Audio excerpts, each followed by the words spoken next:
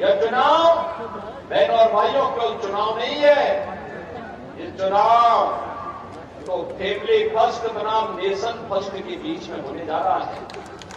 याद करिए, सपा हो या कांग्रेस, उनकी ओर से उस पार्टी का अध्यक्ष केवल एक खानदान का ही व्यक्ति हो सकता है।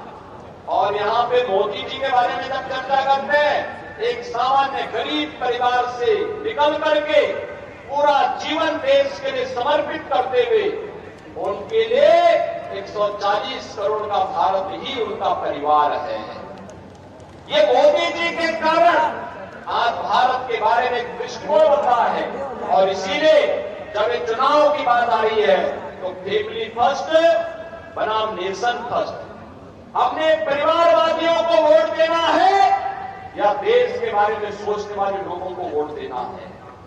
और देश के बारे में सोच को अगर हम आगे बढ़ाते हैं तो ऐसे सुरक्षित और खुशहाल माहौल में आगे बढ़ने का एक अवसर हमें प्राप्त होता है।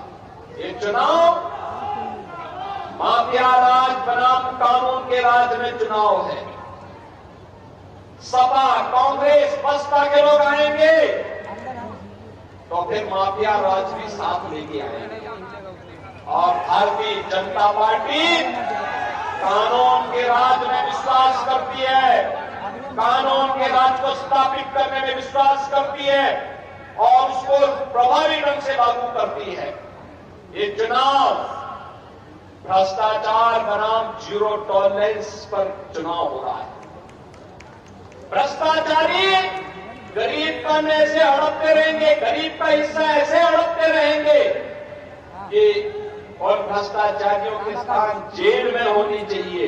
यह तय करने के लिए इस प्रकार की दृढ़ इच्छा शक्ति की सरकार चाहिए और यह कार्य भारतीय जनता पार्टी के नेतृत्व में ही होगा।